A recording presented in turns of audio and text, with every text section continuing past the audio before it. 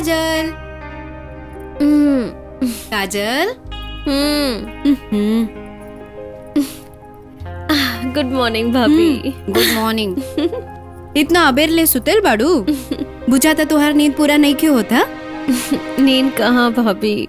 अच्छा है देखा तुहार बीमारी के इलाज।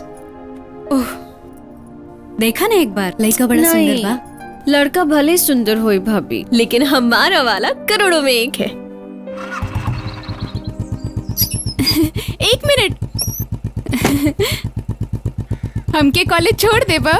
ना, हम कहीं और जाता नहीं। प्लीज प्लीज भैया, please please.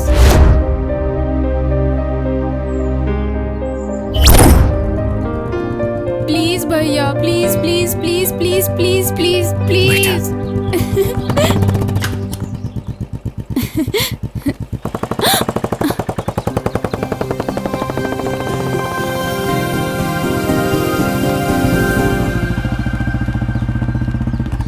Hi Madhu. Hi Kajal. ए राजा, मुझे कब अपनी बुलेट पे बिठाओगे? अरे सुनो ना भैया। अरे ए ये क्या था? तेरे भैया को मैं अपना सैया बनाना चाहती हूँ। वाह, तोहरा खातिर तो हमार जान हाजिर बा। अरे हमरा के अपन सैया बना ला। तू हाँ तो कह दा, तोहरा के पूरा शहर घुमा दे। अगली बार ऐसन जगह मारब। चला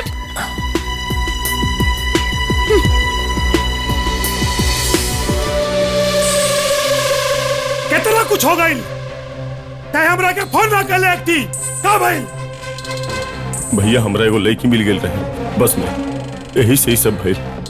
वो हमनी के बहुत मार मरलस, पिटलस, जेल भेजवा देलस।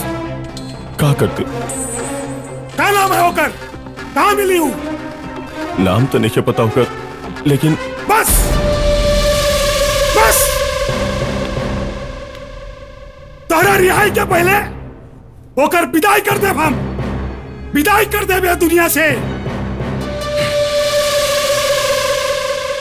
मधु मधु प्लीज लिसन टू मी। क्या है? बात तो सुनो प्लीज। मैंने कहा ना कि तुम जाओ यहाँ से। चाहते हो कि मैं मारूं? प्लीज हाय, मैंने कहा ना जाओ, वरना बाबा प्लीज मुझे कुछ नहीं सुनना। जाओ प्लीज, जाओ। लिसन टू मी यार।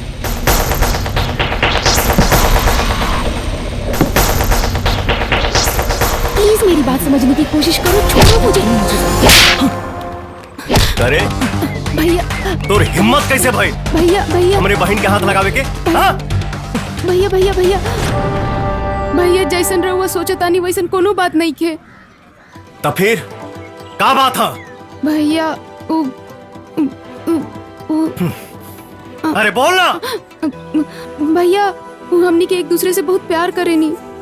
ये हमरा से वादा कैले रहले कि पापा से बात करी हन, लेकिन ना। ई तो के खुश रख पाई?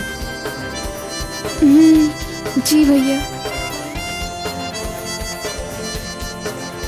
भैया अरे भाई, हमरा के कोनो प्रॉब्लम नहीं के। हम ई फोटो मधु के भेज देता नहीं। हाँ हाँ ठीक बा, ठीक। मधु, ए मधु। जी बाबूजी। बेटा तू अपन व्हाट्सएप चेक करा। व्हाट्सएप? हाँ हाँ। का है पापा? ई के कर फोटो है? अच्छा बा। हाँ अच्छा बा। तब बेटा हमें रिश्ता पक्का समझी। रिश्ता? वसुंधरा, ए वसुंधरा, अरे तनी जल्दी आवा। ये देखा, ये लड़का से हम मधु के बियाह तय कर देले बानी। अरे देखा तो सही अपने होखे वाला दामाद के फोटो। देखा लड़का तो बहुत सुंदर बाजी। मधु, एकरा से तू खुश बाड़ू ना? मधु बिल्कुल खुश नहीं खे एसपी साहब। एगो अजनबी के फोटो दिखा के लड़की के रजामंदी जानल ठीक ना है। मधु की असली खुशी तब मिली जब वो अपने पसंद के लड़का से शादी करी। ए, तू कहल का चाहत बड़ा? मधु प्रेम से प्यार करे ले। मधु। जी जी पापा, पापा हम कोनो प्रेम के ना जाने ली। सुन लेला, मधु आपके बहुत माने ले, बड़ी कदर करेले। और पगड़ी कबो गिरे ना दी। ऐसे बढ़ के खुशी एगो बाप खातिर और का हो सकेला। रउआ जहां भी चाहब ओकर शादी कराई। वो अपने चाहत के गला घोट के डोली में बैठता जाई, मगर जीवन में कभी खुश ना रही। हम कुछ सुनल नहीं की चाहत।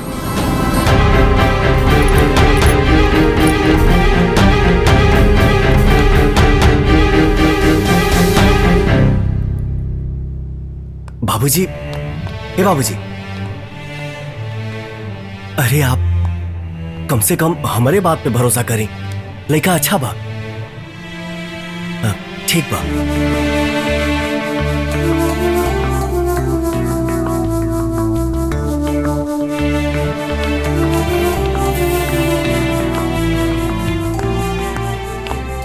बाबूजी, लड़का पढ़ा लिखल भी बा, शादी कर देवे के चाहिए। उसके बारे में मुझे कोई बात नहीं करनी। वो शरीफ है, बुरा है, मुझे नहीं मालूम। आज के बाद उसके बारे में बात मत करना।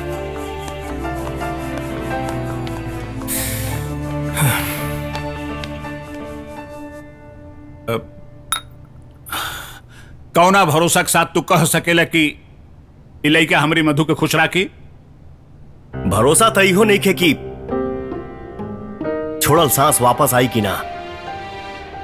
और फैसला भी तो गलत हो सकेला।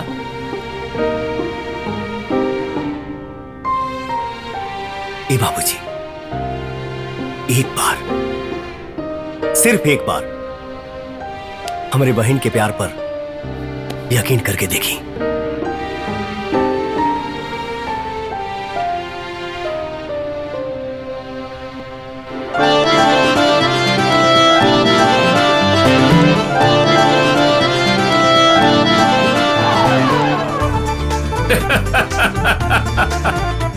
तो ठीक बा, हम ये दोनों ब्याह करे खातिर तैयार बानी। हाँ।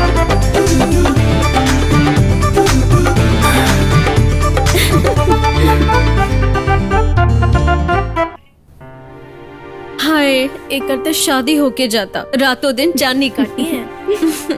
मेरा क्या होगा काजल? बेबी, तुम टेंशन क्यों लेती हो? मैं हूँ ना तुम्हारी लव गुरु। अरे अपने हुस्न का जादू चला और प्यार की पटरी पे लव की गाड़ी धकाधक भगा। और कैसे? बेबी, अगर मर्द के फसावे के बाना त या तो ओके डरावे के चाहिए या तो उसे डरे के चाहिए। हमरा भैया के ता आज तक डरावे वाला कोनो पैदा नहीं खे भाई। तू एक काम करा, यहाँ आवा।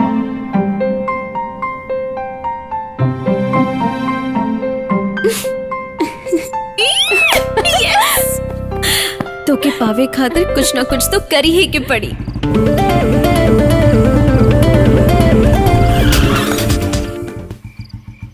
ये रास्ता काहे रोकाइल बा? बाबू, तोहरा से कुछ जरूरी बात करे के बा। का? बहुत दिन से मन में एगो बात चलता। बोला। बाबू, तू हमरा बहुत अच्छा लागेला। आई लव यू बाबू। दिमाग ठीक नहीं खे? नहीं खे, हम अपना जवानी में जंग न लागे दे।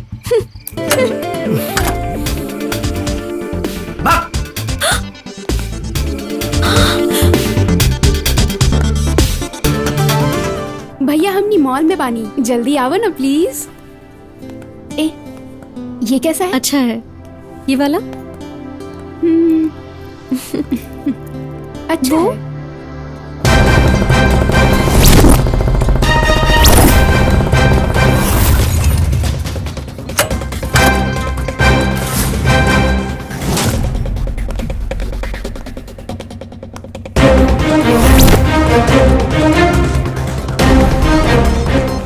हाँ भैया, वो बस वाला आदमी मॉल में है। अरे भैया, भैया इनका ऊपर ही कैसन लागी? बढ़िया, बहुत बढ़िया।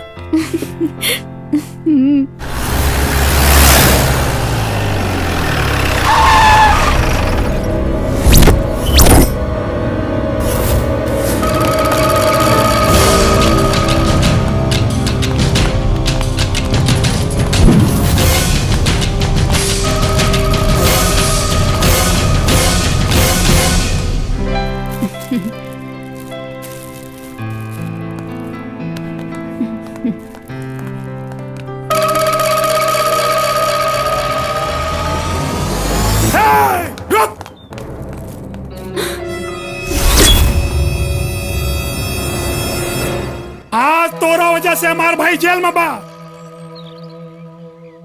आज हम तोहरा के मौत के नींद सुलाई। और सुन, ये उम्र में हमार भाई अय्याशगिरी न करी तो का साधुगिरी करी। भैया बाबू बाबू और आज तोहरा के हम बताई कि अय्याशगिरी का होला। बाबू बाबू अरे नियन का शर्माता रे? भैया ये तो ऐसे शर्मात बा जैसे कोनो दुल्हन कोवर में बैठल बा। बाबू भैया बाबू भैया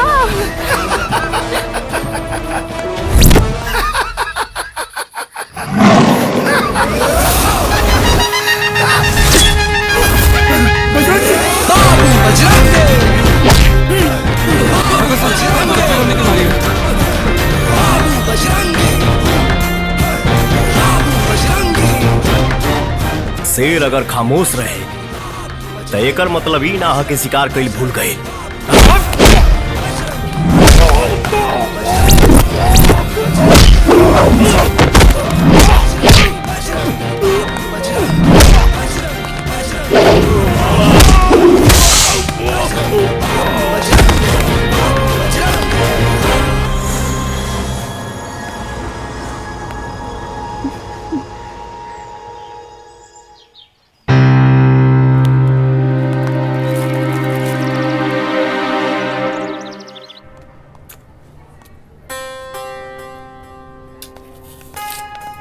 आइए, ये रहे।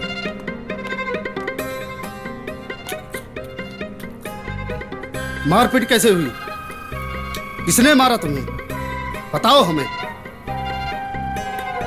कौन था वो जिसने तुम्हें मारा?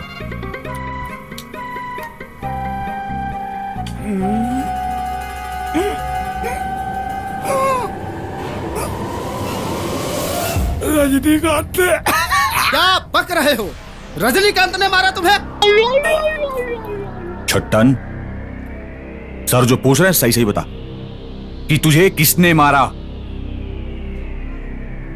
इसके भाई को भी उसी ने मारा। किसने मारा? रजनीकांत ने। लगता है पागल हो गया है। यस सर, सर पर काफी चोट आने की वजह से इनकी याददाश्त चली गई है। क्या? हाँ सर। तो डॉक्टर को भी उसी ने मारा। किसने? रजनीकांत ने? तेरा रजनीकांत रजनीकांत।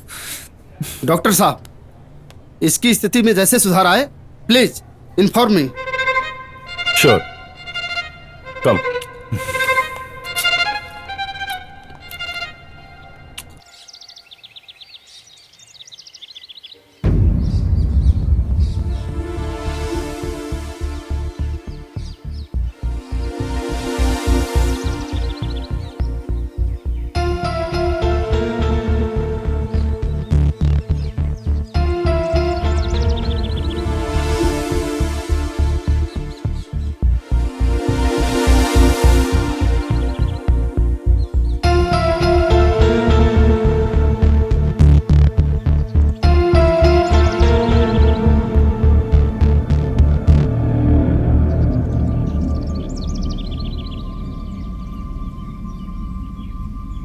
हरिओम हरिओम। जहां से साइंस सोचना बंद कर देता है वहां से अटल बाबा की सोच शुरू होती है। बताओ क्या समस्या है तुम्हारी? बाबा बाबा मेरे लवर से मेरा कनेक्शन भिड़वा दीजिए बाबा। बदले में आपके इस आश्रम को मैं 5 स्टार आश्रम में बदल दूंगी बाबा। डोंट वरी बच्ची, काम जरा मुश्किल है, कर पाओगी तो समाधान बताता हूँ। हाँ बाबा, मैं कुछ भी कर सकती हूँ। कुछ भी? कुछ भी। फिर नो टेंशन बच्ची, समस्या अनेक, समाधान बस एक। समस्या निवारण स्प्रे। बाबा इसे कहाँ लगाना होगा? अपना हेडफोन इधर लाओ। हाँ बाबा इली। हेडफोन नहीं, अपना कान इधर लाओ, कान। मैंने पहले ही कहा था मुश्किल है। कोई मुश्किल नहीं है बाबा, कोई मुश्किल नहीं है बाबा।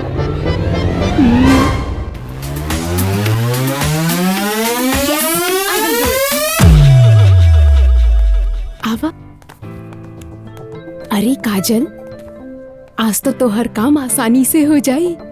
काहे से कि घर में केहू नहीं खे, भैया भी घर के बाहर गइल बाड़े। हाँ? अरे तब देरी कौना बात के हा, जल्दी जा। भैया के कमरा में सूटकेस होई ना, ओ में कोनो ना कोनो तो होबे करी। अरे ओही में छिड़क दिया। Good idea. चल जा। बैग पकड़ो पकड़ो।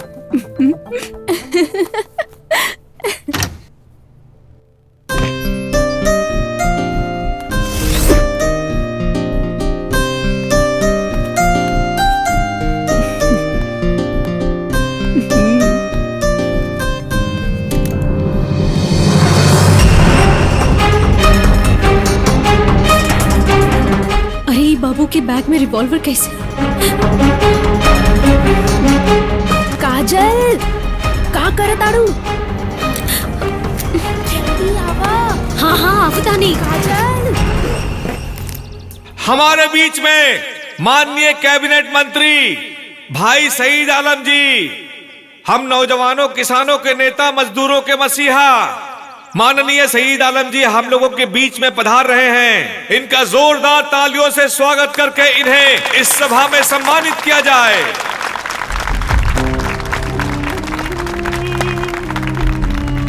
नमस्कार। सईद आलम, सईद आलम, सईद आलम, सईद आलम, सईद आलम, सईद आलम, सईद आलम, सईद आलम। शांत से बैठ जाए आप लोग।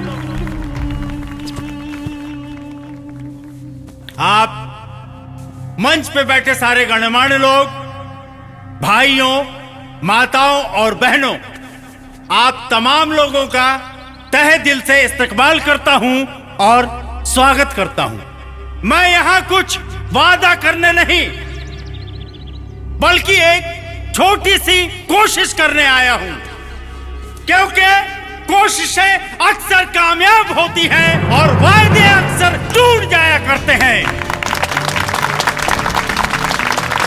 मेरी ये दिली ख्वाहिश है कि बिहार और उत्तर प्रदेश के लोग बाहर के राज्यों में काम करने ना जाएं, बल्कि यही रोजगार के अवसर प्रदान हो। बाकी हमारी कोशिश है कि लोग यही रोजगार करें और यही रहें, और बाहर के राज्यों से लोग यहाँ काम करने आए। आप सबसे मैं आखिर में बस यही एक गुजारिश अदब के साथ अपनी बातें खत्म करना चाहता हूँ कि सब संभव होता है जब इच्छा निश्चय में बदलती है। फूल अगर संकल्प करे तो कांटों से राह निकलती है। सईद आलम, सईद आलम, सईद जय भारत, जय हिंद, जय बिहार।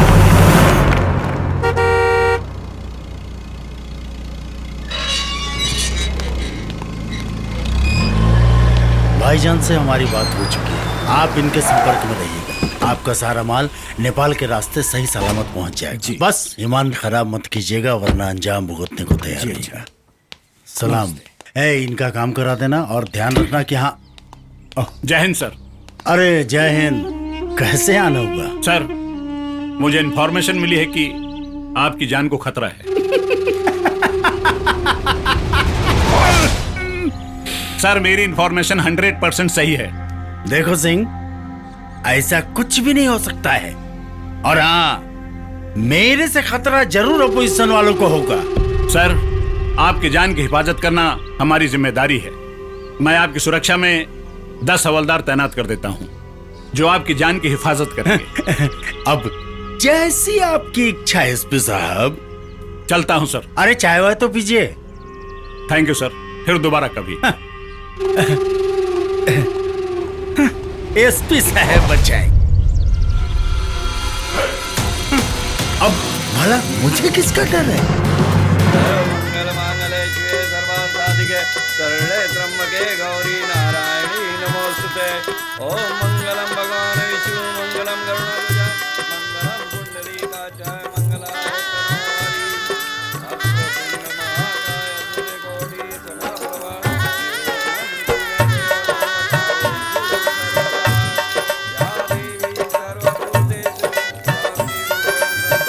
भैया राउत फोन आइल बा। आई भैया।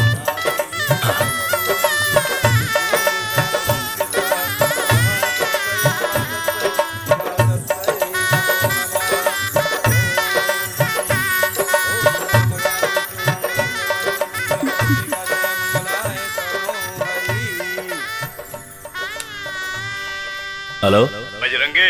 हाँ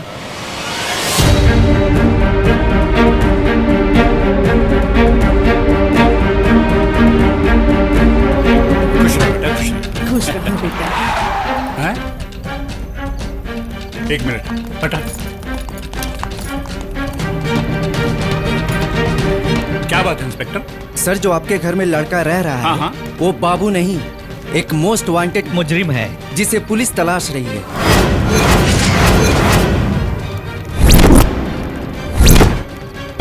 ये नहीं हो सकता इंस्पेक्टर। ये है सर उसकी तस्वीर। अरे अंदर ही क्या है? देखो देखो हाँ, देखो। चलिए, चलो चलिए, चलो चलो चलिए, चलो, चलो, ए, हटो चलो चलो।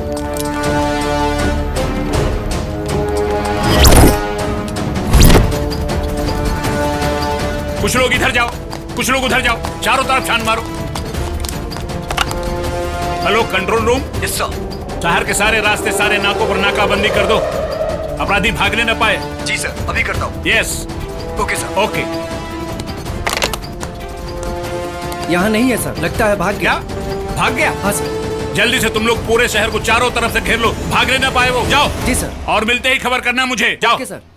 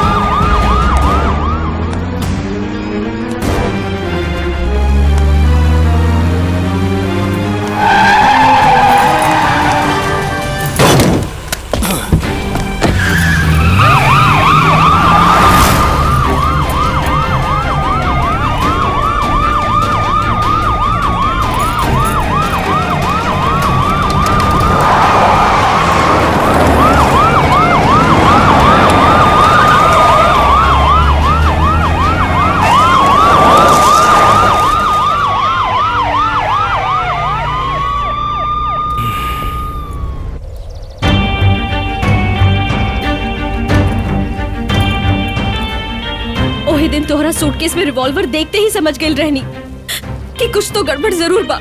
हमार तो मती मरागल रहे जे तोहरा से प्यार कई नहीं, दिल के हाथे मजबूर रहनी, यही से तोहे बचावे खातिर आ गई नहीं। तोहरा पीछे पुलिस काहे पड़ल बा? के हुआ तू? बतावा बाबू, के हुआ तू? बतावा। आखिर आर के अंकल तोहरा के मुजरिम मानत आड़े, तू मुजरिम जरूर पड़। कुछ नहीं जाना तू हमारा बारे में। बचपन से देश की सेवा करे के चाहत रही, दिमाग में एक ही नारा गुजर रहे, जननी जन्मभूमि स्वर्गादपि गरीयसी।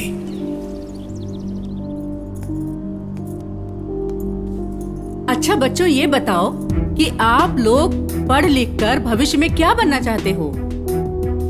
मिस, मैं डॉक्टर बनना चाहती हूँ। गुड। मिस, मैं इंजीनियर बनना चाहता हूँ। मिस, मैं नेता बनना चाहता हूँ। Very good. साइलेंस। और बजरंगी, तुम क्या बनना चाहते हो? मिस, मैं सिपाही बनना चाहता हूँ। भारत माता की जय। समाज में कोनो भी गंदगी के पनपे ना देवे के चाहत रही।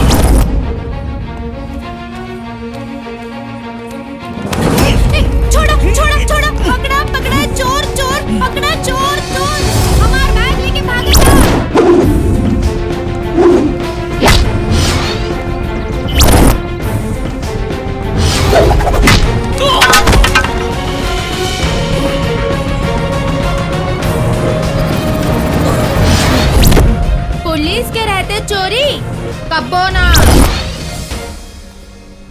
का जानल चाहता रू? हाँ, हम हूं एगो सिपाही बन के देश के सेवा करे के चाहत रही। वो दिन के बाद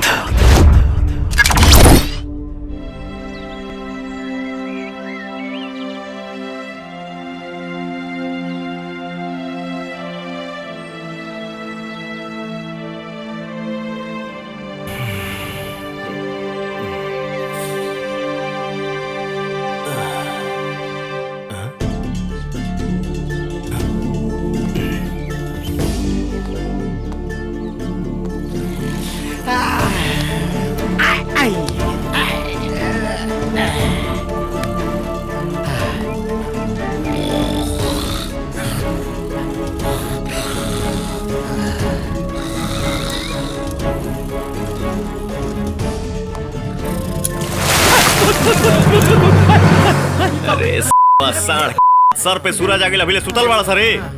हाँ? और सीनियर के सामने कैसे पेश आना ये भी सिखाना पड़ेगा। नो सर। कम जा ठीक कर। हाँ सर एकदम चुट्टा कही के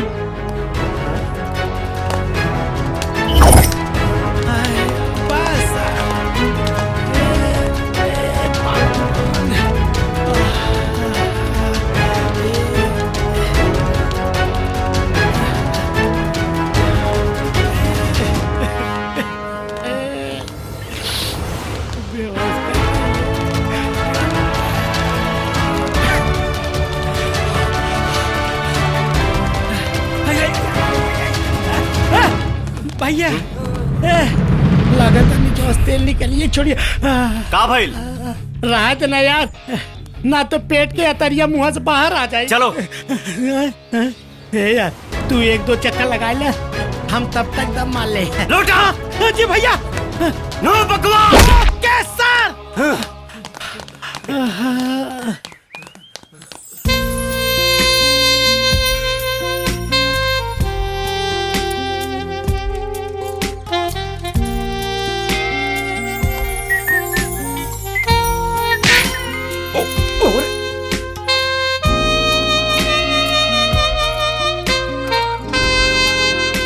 बजरंगी, हाँ? इतने दिन से प्रैक्टिस कर रहे हो, नौकरी कब मिलेगी? अब देखा क्या होता। अरे सही ही होगा। तनी सुना, ये हमार प्यार करे के समय बा। भाई पहले इनकी नौकरी कर लो, मैं तो चला।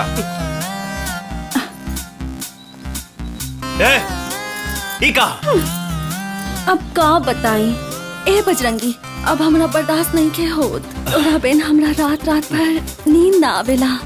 अब तू ही एकर इलाज कर सकेला, कर दे ना हमार इलाज। ए बजरंगी, पता ना हमरा कौन बीमारी पकड़ ले बा, तोहरे बिना रहल नहीं के जात। अपना बाबूजी से कहो कि खूंटा में बंधवा दे।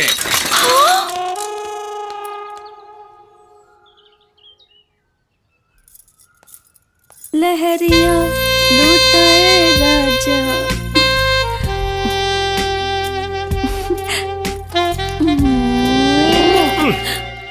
ई का हो?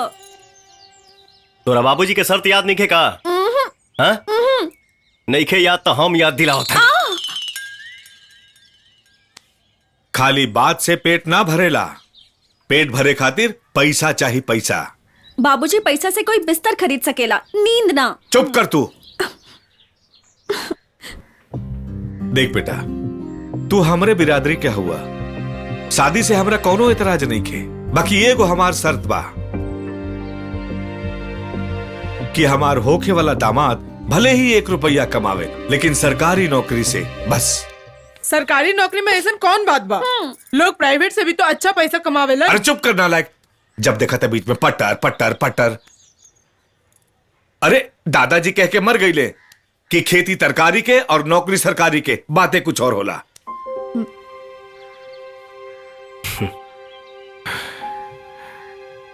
दादाजी तो बोल के मर गईले और यहाँ हमार जवानी जियान होके पे लागल बा।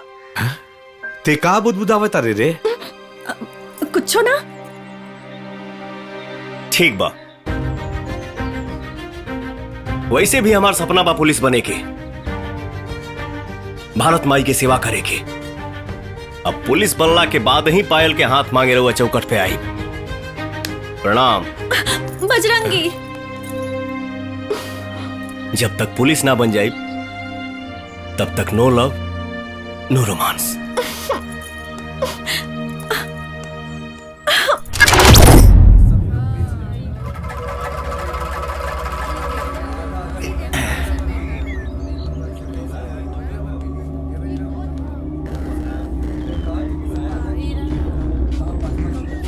हो गई? जी भैया जी।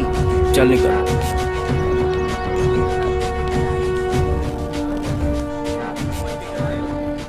हाँ मुरली, राजेश सेठ के तो माल चल गई, अब एक उठे लगा के छोड़ दिया होगा।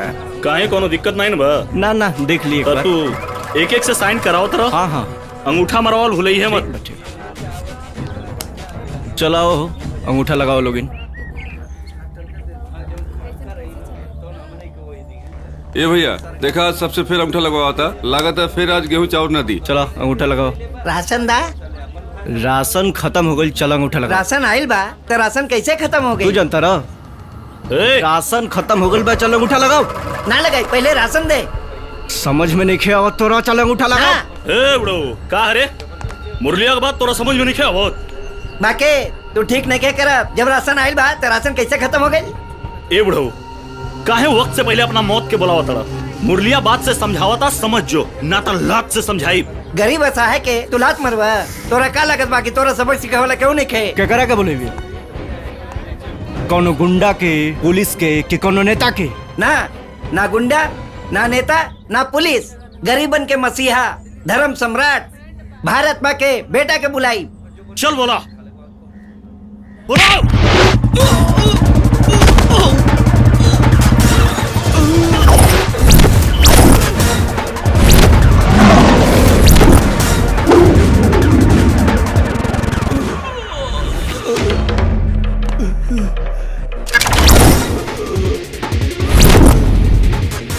तो ये है भारत माई के बेटा आ गई इंसाफ दिलावे, इंसाफ के तराजू लेके। बाकी केने बा तराजू, तराजू केने बा, केने बा तराजू, तराजू केने बा।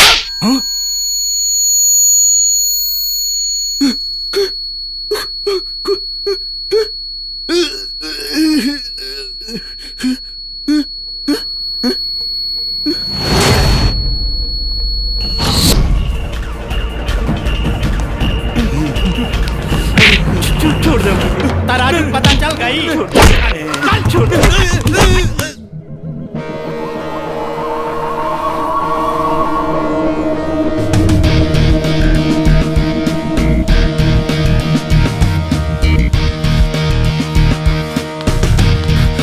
भैया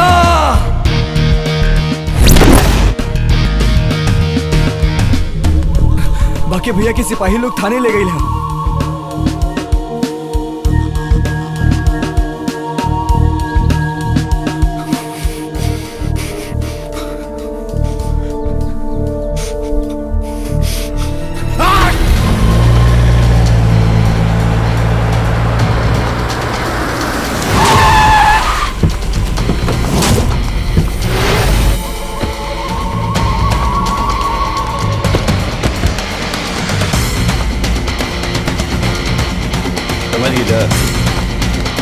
इंस्पेक्टर, इतना हिम्मत तो अंदर का भैल राज बिहारी जी? हमारे छोटे भाई के अरेस्ट कैले। का राज बिहारी जी, हम राहुल भाई के काहे अरेस्ट करा? झूठ मत बोल, राज बिहारी से झूठ मत बोल। देखिए राज बिहारी जी, देख इंस्पेक्टर, जल्दी से जल्दी हमारे भाई छूट जाके चाहिए, न तो हमसे बुरा क्यों ना होई। अरे पहले पकड़ब तब न छोड़ब। और हम राहुल भाई के काहे पकड़ब? सर हमरा लगा था उनका सरकारी पुलिस ना प्राइवेट पुलिस उठा के ले गई बा। Private police? Private police? अरे हाँ, वो है बजरंगी सिंह उर्फ सिपाही सिंह। अरे तो कहाँ मिली वो सिपाही?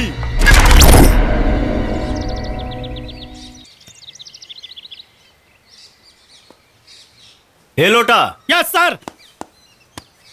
यानी कि का सजा दिहल जाओ? अरे सर बहुत बड़ गलती ना कैले बाड़ा सन। हाँ इतना कैल जा सकेला, ऊपरा से नीचवा तक जो पसीनवा बा ना चुआ देहल जाए। जी भैया। गाना लगाओ रे।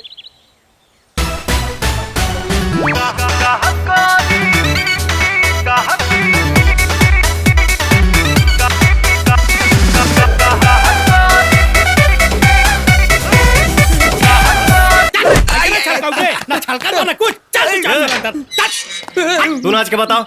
यस सर। दिलवा में जगह दे दो, दिलवा में जगह दे दो, कहाँ कोरी गोद करिया। ए बाके, अभी तोर बारी बा, चल नाच। तू हमरो भाई के जानत नहीं रे सिपाही। ए लोटा। क्या सर? तनी डंडवा देता भाई। चाहत नाच दे भाई, न तो मार के तो पिछुड़ा फुलाई देले बड़ा सा। नाचा तनी भैया नाचा तनी। लगाओ गाना।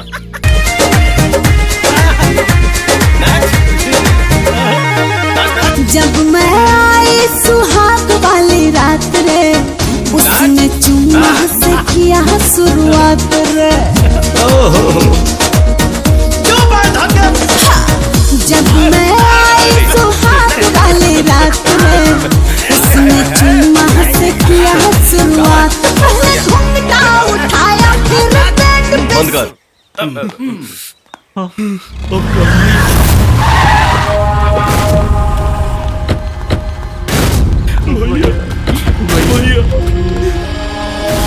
सिपाही, ये कौन थाना है? ये थाना ना, बिगड़ल के सुधारे वाला कारखाना है। बंद कर अपनी सब ड्रामा। काहे कि तोहरा के नहीं मालूम कि हम के बानी। का कनी जान के यहाँ आधार कार्ड नहीं के बना।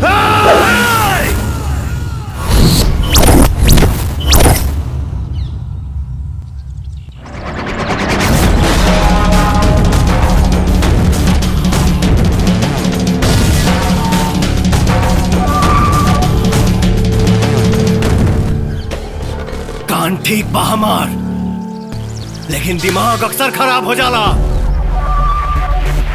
हमार दिमाग खराब भइल न तो दोनों भाई के। और सुन, सरकारी राशन घोटाला में तोरा भाई के मरले बनी। चुपचाप गरीबन के राशन दे जो और अपने भाई के ले जो। पुलिस स्टेशन का मतलब कर और क्या देना तोरा की परमिशन? जनता, और जनता से बढ़ के सरकार नहीं खे। तोरा भाई के पिटला पर तोर कहीं और दुखाता, लेकिन आम जनता के तकलीफ भइला पर हमार यहाँ दुखेला। और जब यहाँ दुखेला तो तोरा जिसन के करम फुटेला। का प्रॉब्लम बहा? जब देश में प्राइवेट स्कूल हो सकेला, प्राइवेट बैंक हो सकेला, प्राइवेट हॉस्पिटल हो सकेला, तब पुलिस स्टेशन काहे ना? यहाँ से 50-50 कोस दूर गांव में जब कोई गुंडा पनपता है तो उसका बाप यही कहता है कि सुधर जाओ बेटा, वरना बजरंगी आ जाएगा। क्या बात है, क्या बात है। प्राइवेट पुलिस स्टेशन चलेंगे, इनकम चवन्नी के ना और बिगाड़ सबसे। कितना दफे कहली कि कोनो ढंग के नौकरी कैले बेटा, लेकिन ना, जब बनब तो पुलिसिये बनब। अरे अब तो चुप करी। का चुप करी? हमरे चुपे रहे के सब नतीजा बा। आज तोहार लायक लड़का का कैले बा तो के पता बा? हम बताओ तानी। हम रास बिहारी से बदतमीजी कैलस और उनकरा भाई के भी पिटलस। अब वो का करी है रामा जाने। का करी है? हाँ चुप कर, नालायक कहीं के। सुना, कह दिया अपना लायक से, अगर खतरा से खेले कितने शौक बा ना तो अकेले खेले, पूरा परिवार के ना झोंके। समझा दिया अच्छी तरह से।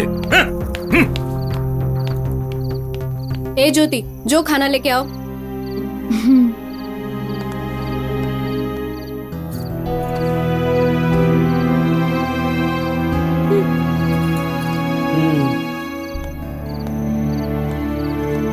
क्या क्या? भैया ला खाना खा ला। ना खाए ले जो। एमे खाना के का दोष बा? चला खाना खा ला। खा ली देवर जी।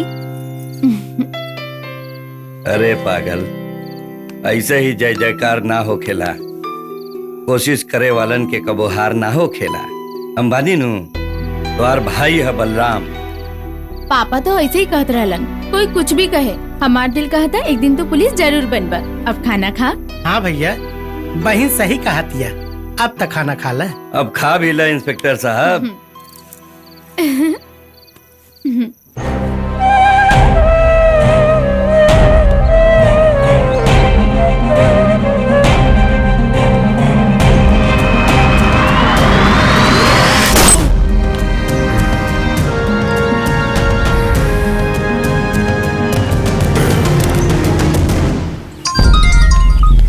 अस्सलाम वालेकुम भाईजान। वालेकुम सलाम। भाईजान से अभी बात करवाता हूँ। भाईजान, हिंदुस्तान से आलम का फोन है।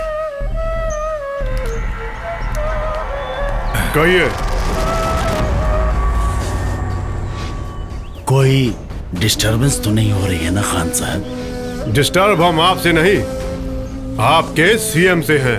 क्यों, क्या हुआ? आजकल आपके चीफ मिनिस्टर कुछ ज्यादा ही धार्मिक हो रहे हैं। हम आ रहे हैं हिंदुस्तान उसे धर्म का सबक पढ़ाने। जरूर हुजूर जरूर, हमें आपका बेसब्री से इंतजार रहेगा। हमारा मिशन हिंदुस्तान की हर रियासत पर अपनी हुकूमत जमाना है और इस बात का आगाज हम आपकी रियासत से करेंगे। इस बार के चुनाव में हम चाहते हैं कि आप सीएम की कुर्सी पर बैठे। आमीन। आप हमें हुक्मरान में सहयोग कीजिए, बदले में आपको खेलने के लिए पूरा मुल्क दे दूंगा। सुभान अल्लाह मियां, सुभान अल्लाह। आप बस देखते जाइए।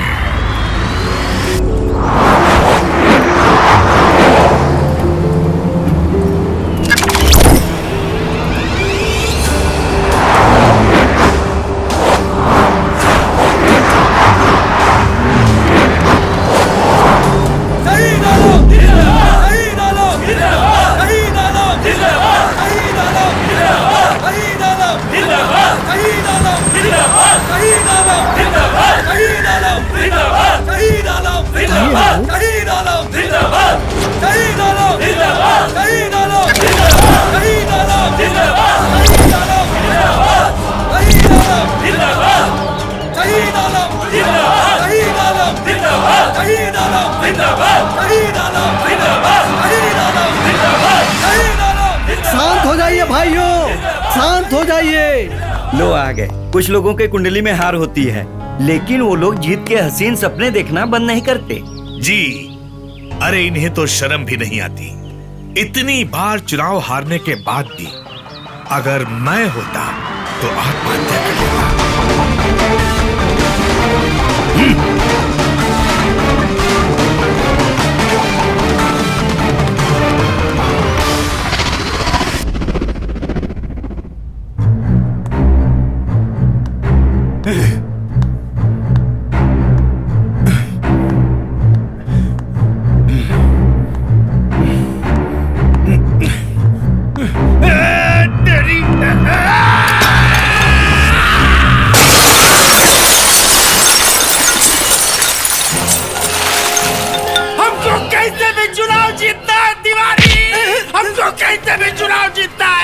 शांत हो जाइए हजूर, शांत शांत शांत। हजूर, अगर आप अकबर बादशाह हैं तो मैं भी आपका बीरबल हूँ हजूर। और इस बार का चुनाव सिर्फ और सिर्फ आप ही जीतेंगे। वो कैसे? वो कैसे? अरे वो कैसे? देख रहे हैं ना हजूर, पानी के बगैर मछलियां कैसे तड़प तड़प के अपनी जान दे रही हैं बेचारी। ठीक उसी तरह से विरोधी पार्टी के नेता को अब कमजोर करना होगा और दिग्विजय सिंह की सारी ताकत यहाँ के जो तमाम छोटे बड़े गुंडे हैं जो चुनाव के लिए फंड इकट्ठा करते हैं हजूर, और फंड नेता के लिए ऑक्सीजन का काम करता है, ऑक्सीजन का। और अगर चुनाव के वक्त ही किसी नेता को ऑक्सीजन न मिले तो उनकी भी हालत इन मछलियों की तरह बिना पानी के ही तड़प तड़प कर जान देनी पड़ेगी जहां पना।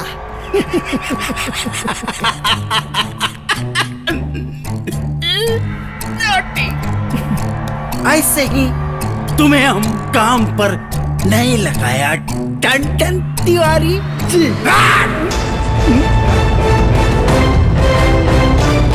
ताकत तो तुम इकट्ठा कर सकते हो दिग्विजय सिंह, पर कमीलापन कहाँ से लाएगा?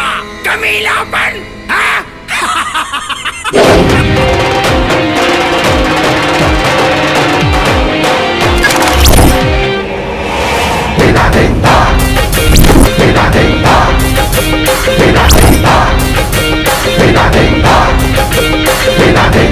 झूठ मत बोल। बजरंगी जीजा पुलिस में गई है।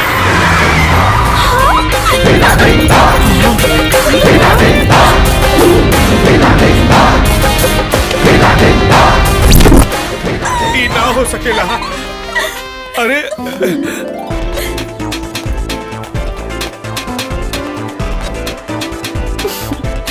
सोने के साइकिल पे चांदी के पहिया। बोल मेरे राजा, रानी बनाओगे कहिया? वादा पूरा किया ससुर का, अब बारात लेके आऊंगा। शादी रचा के तुझसे अपनी दुल्हन तुझे बनाऊंगा। इस खुशी के मौके पे कुछ मीठा हो जाए। काहे ना?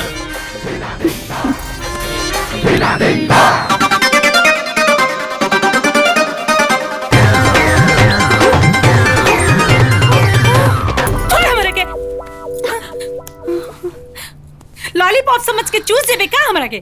सपना रे। लाज शरम कुल धोके पी गइल पियाई लड़की। हे भगवान, हमरा एकर लक्षण कुछ ठीक नहीं लागत। अभी ये भैया से कहतानी तोर मांग टिकवाए के पड़ी। भगवान, बुआ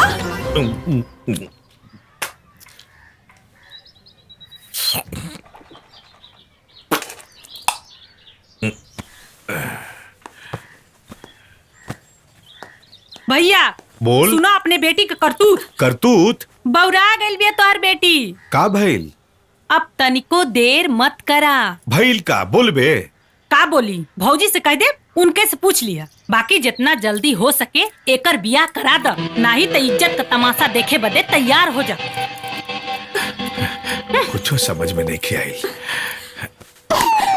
बजरंगी पूरे चक्कर में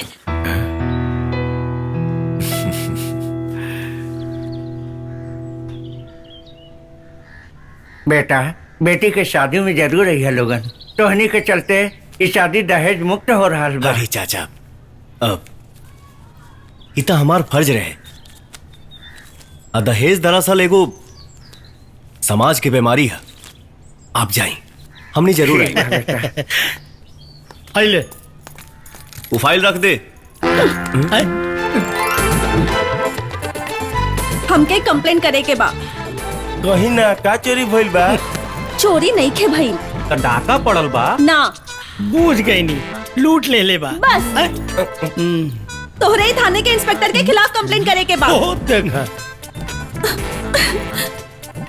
हमरा जीवन के एक एगो सपना बा, सुहाग रात जौन जल्दी पूरा होके वाला रहे।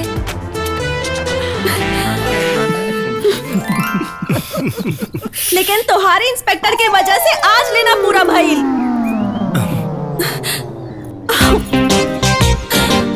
उमरिया 18 के पार हो गई बा। रात के सुतल मुश्किल और चैन और सुकून फरार हो गई बा।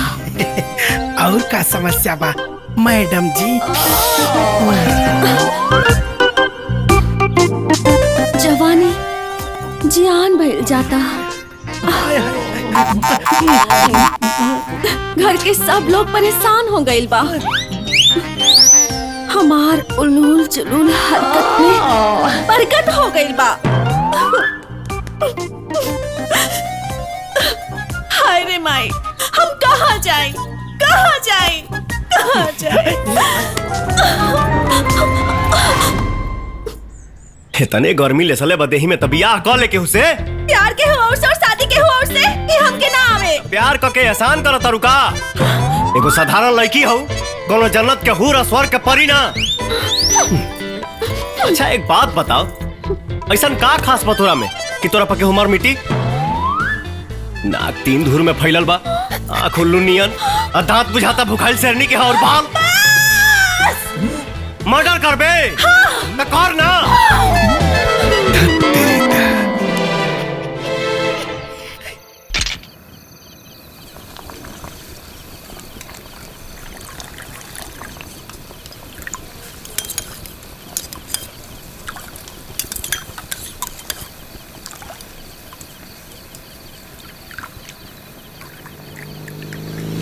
चाय रे पिया दो भाई चाय दो भाई हमनी के चाय पिया हम पिए माथा खराब ताक देबे का आइला इतना गरम गरम आय हाय आय हाय का बनावट बा ओह का लागत भगवान कारीगरन के छुट्टी देके बड़ा फुर्सत से बनैले बाड़े। अरे ई तो एकदम मृगनैनी लगत यार कसम से। अब पगलाई बासन हाउकला जितना हाउक खोए हाउकला पटावे वाला काम था हम करी ले एकरा के तो हम पटाई मदहोशी शर्मा। हाँ टोरिया के मंत्र तो जानत नहीं खा। सही कहा तारे गेहुअन के मुड़ी पर चल रहा हाथ फेरे लड़की पटावे में हम एक्सपर्ट हैं। पोलिस्टर वर्मा। अच्छा का नाम बा तोहार? पोलिस्टर वर्मा। तोहार हो? मदहोशी शर्मा।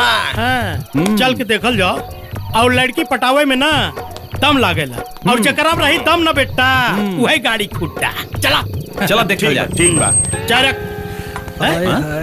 कल नहीं के है रे वो देखल जाए। यहाँ लड़की छेड़ रहा है देखता नहीं चौकीदार और होमगार्ड और हम हवलदार। निकल बेटा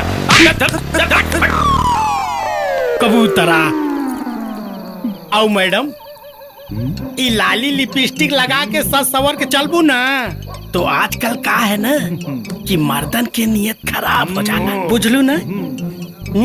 हमरा के नजदीक रखल करा तहारी कमसीन और नाजुक त्वचा के खरोंच तक केहू आँख भी ना उठा पाई। 100% हम तो कहतानी कि हमरा के बॉडीगार्ड रखला 24 घंटा बिना पगार पानी के लेफ्ट। हेलो ज्यादा ओवर स्मार्ट मत बन। अगर तुम लोग की जगह मेरा भाई भी होता तो वो भी यही करता जो तुम लोग कर रहे हो, समझे ना? और वैसे भी तुम लोग मेरे भाई जैसे हो। भाई बस गलत जगह सेटिंग लगा बड़ा हिल रे। हेलो पूनम कैसी हो? हाय हाय। अरे कब से खड़ी हो यहाँ पर तुम? काफी देर से खड़ी हूँ। कितने दिनों से मैं तुम्हें कॉल कर रहा था और तुम आज आई हो। अरे कम से कम फोन तो उठा लिया करो। अरे क्या छोड़ो यार। हेलो ये मेरा लवर है। लवर? हाँ। हमनी के कवर ई कैसन इंसाफ हो? 8 बज गइल बा तू यहाँ सरे मैयासी करत ताड़ू और वहाँ तोहार घर के लोग इंतजार करत हुई हैं। सही कहा तारा। अरे हमनी के जगह तोर भाई और रहत ना इहे करत। चल हमनी के भाई जैसन बनी ना। चल ले जा और रे बेटा खा।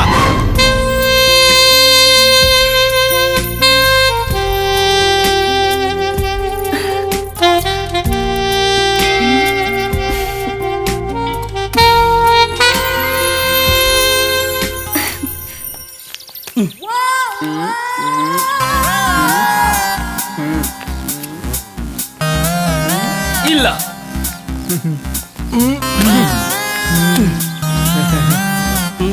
जी हम बचे।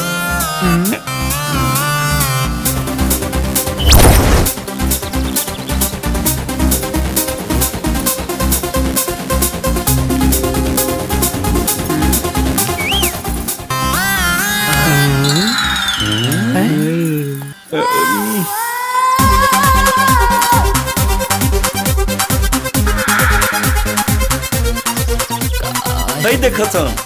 अरे जन धन के योजना में जब 15 लाख मिली तब नू सामने 1 करोड़ के बेरर चेक हमनी के सामने भी आ। चलो सब भजा लिया। चल आई देखी बड़ा कोमल बड़ू। अरे नेवता दे के धोखा मन दो ये देवता। अरे आवा हो सुना ए करे जा। खाने सट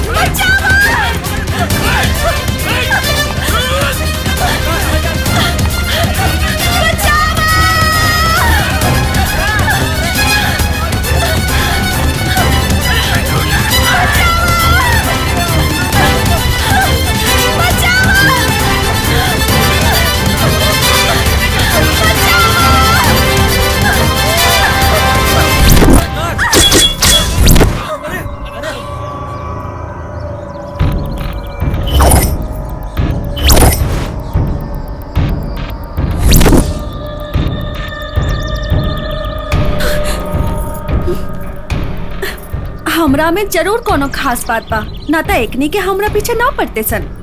बुझला? ए लवली, चलो दिखा दे लू, फिल्मों कब दिखाईबू? ए, लड़की लेके आवा।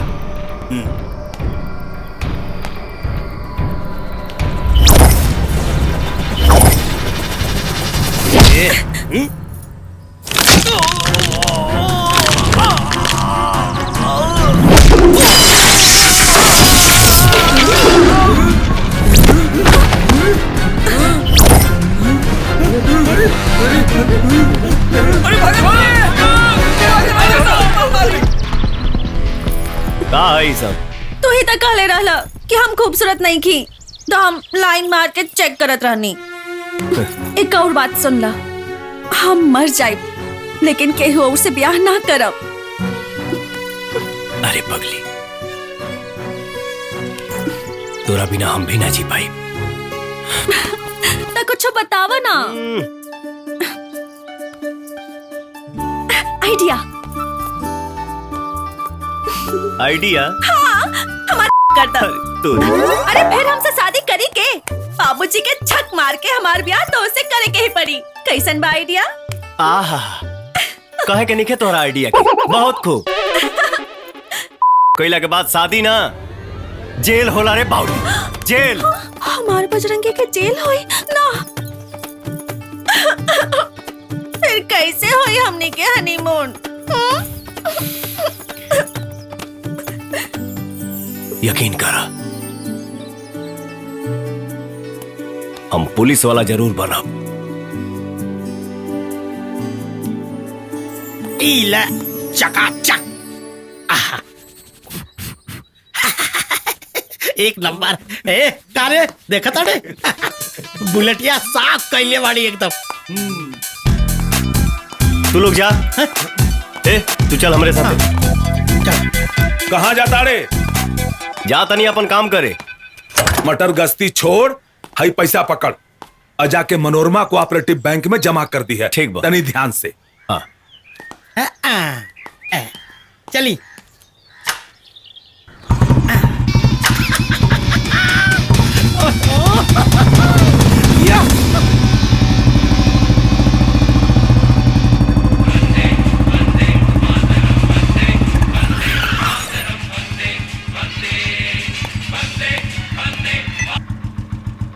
हेलो भैया, थाना में आपसे क्यों मिले आइल बा? अच्छा लोटा। जी भैया। तू जा थाना। ओके।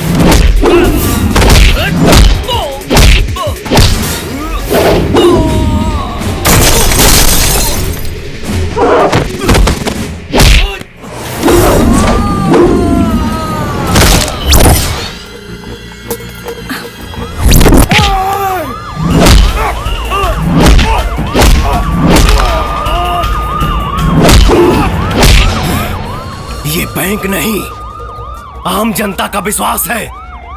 जिसे तू लूटने आया था वो पैसा नहीं, किसी गरीब किसान के खून पसीने की कमाई है। इन पैसों से किसी को अपनी बेटी बहन की शादी करनी है, तो किसी को अपने बच्चों को अच्छी शिक्षा देनी है, किसी को अपने माँ का इलाज करना है। इन पैसों को लूटेगा। तू जानता नहीं मुझे। कमान फास्ट। तुझे जानने में मुझे कोई दिलचस्पी नहीं, और मुझसे दोबारा मिलने की इच्छा मत रखना, नहीं तो इतना फाड़ूंगा कि ना ही तुम्हारी मर्दों में गिनती होगी, ना ही।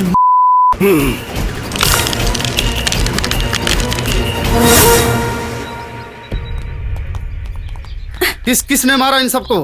अरे किस किसने नहीं सर, अकेले बजरंगी ने मारा सबको। क्या? हाँ।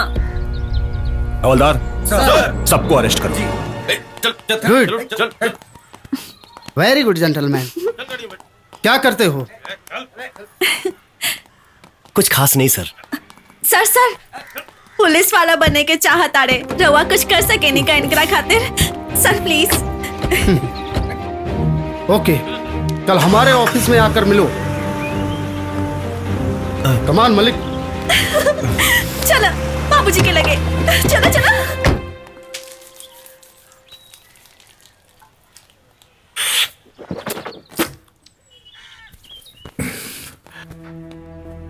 दिलासा खातिर ठीक बा, पर बात से पेट ना भरेला। हम तरह के प्रधानमंत्री मान ले, तका तू प्रधानमंत्री बन जाइबा। 1 साल से कहता नहीं एगो मोटरसाइकिल तो किनाते नहीं खे, आज चलल बाड़े प्रधानमंत्री बना। अरे चुप, उदाहरण देता नहीं रे नालायक। देखा बेटा, एक हाथ से ज्वाइनिंग लेटर लेके आवा और दूसर हाथ से हमारे बेटी के हाथ लेके जा। बाबूजी। फुल एंड फाइनल। ए जी सुनी ना। पागल। बजरंगी। ओके सर। जय हिंद सर। जय हिंद। Sit down. Thank you sir. अच्छा एक बात बताओ बजरंगी, ये तुम अपने बदन पर शर्ट क्यों नहीं पहनते हो? कसम ली है सर, जब भी पहनूंगा वर्दी ही पहनूंगा। गुड। कीड़े मकोड़े मारने से किसी शहर के एक नाले का सफाया हो सकता है, पूरे स्टेट का नहीं या पूरे देश का नहीं। छोटन जैसे ना जाने कितने कीड़े मकोड़े इस प्रदेश को बर्बाद कर रहे हैं। मुझे उन सब का सफाया चाहिए, वो भी एक साथ। सफाई अभियान चलाओगे? सर पे टोपी और कमर में बेल्ट जोरदार, बदन पे खाकी और कंधे पे चमकता स्टार। जौने दिन मिल गई ना सर, वो दिन प्रदेश का, पूरे हिंदुस्तान के कचरा साफ कर दे। समझ लो मिल गई। कहा? तुम्हें वर्दी ही चाहिए ना? जी। यहां साइन करो। बाकी की प्रक्रिया मैं पूरी कर लूंगा। आज से तुम कॉमन मैन बजरंगी नहीं, एसआई बजरंगी हो। मैं तुम्हें अंडर कवर ऑफिसर नियुक्त करता हूं। ये लो। जेल से भागा हुआ, पुलिस कस्टडी से फरार, कानून के हाथ से बचा खूनी, अंडरग्राउंड शूटर्स, इन जैसे तमाम वांटेड मुजरिमों का लिस्ट है इसमें। शूट देम, कोई भी नहीं बचना चाहिए। प्रदेश के विकास के लिए बाधक ही नहीं, कैंसर है, बल्कि उससे भी खतरनाक। खत्म कर दो उन्हें।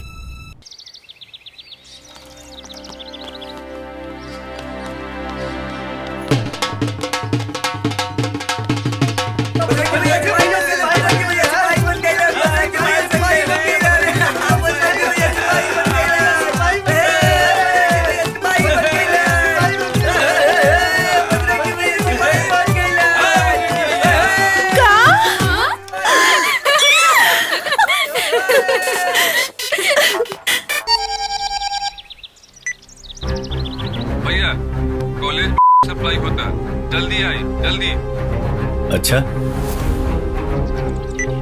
वंदे वंदे मातरम, वंदे वंदे वंदे वंदे वंदे मातरम, वंदे वंदे मातरम, वंदे वंदे वंदे वंदे।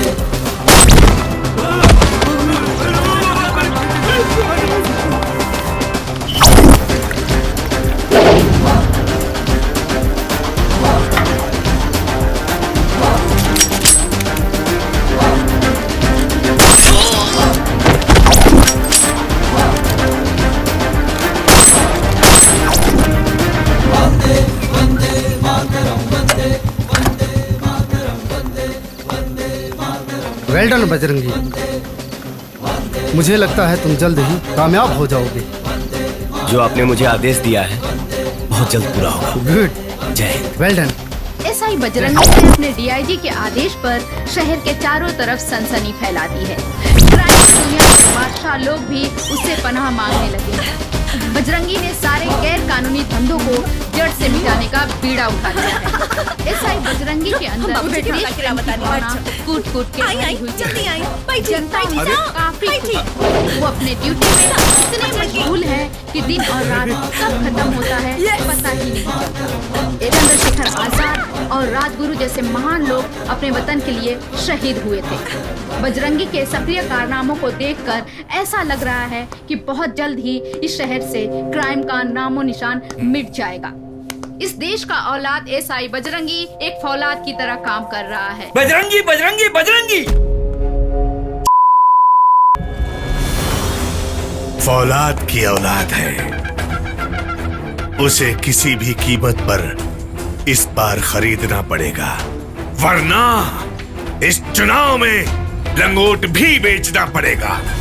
सूत्रों के मुताबिक पता चला है कि दिग्विजय सिंह के कई गोरख धंधों का एसआई बजरंगी ने पर्दाफाश किया है, जिसमें कई लोगों की गिरफ्तारी भी हुई है। अभी अभी हमारे संवाददाता ने बताया कि बिहार में क्राइम का स्तर काफी गिर गया है, लोग राहत की सांस लेने लग गए हैं। बजरंगी!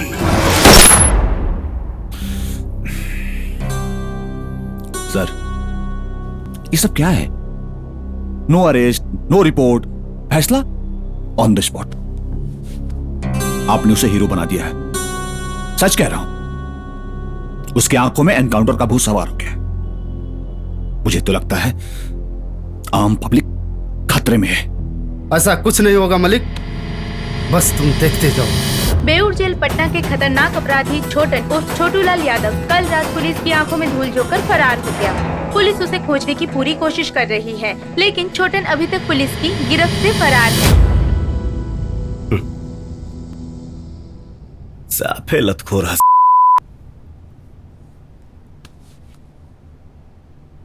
हाँ लोटा। जी भैया बोली। छोटन कहाँ मिली?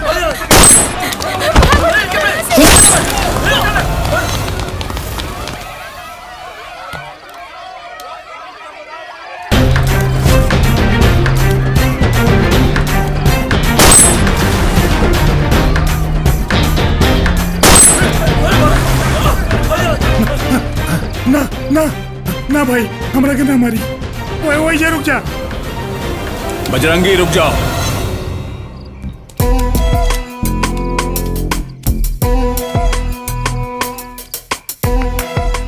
सर, रहुआ नहीं जानत ई समाज खातिर कितना घातक बा।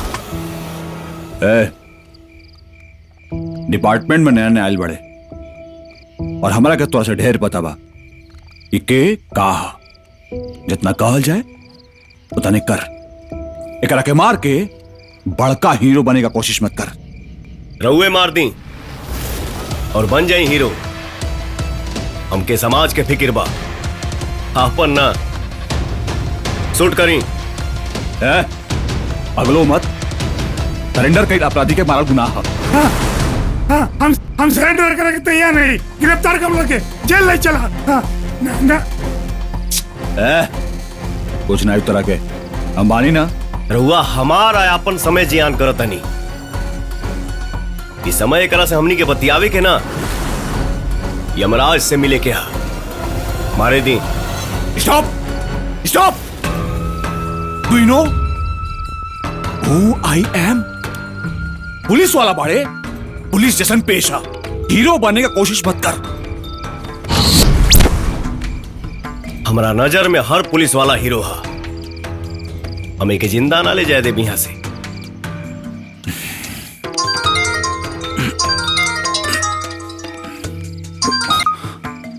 हेलो। हेलो। जय हिंद सर। जय हिंद। क्या प्रॉब्लम है मलिक? सर लीजिए, बजरंगी से खुद बात कर लीजिए।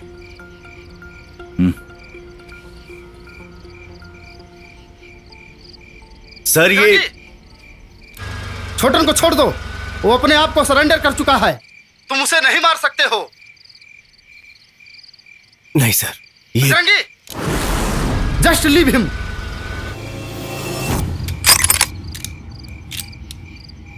ओके सर।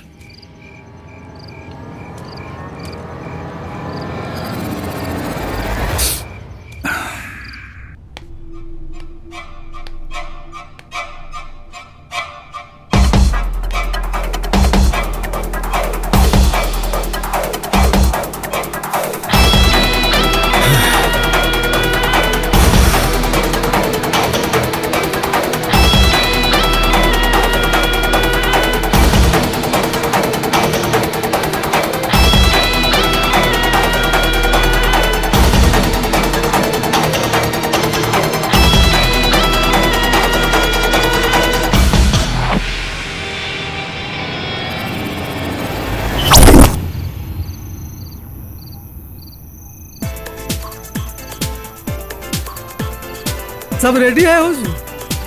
Happy birthday to you, happy birthday to you, happy birthday my dear नेताजी।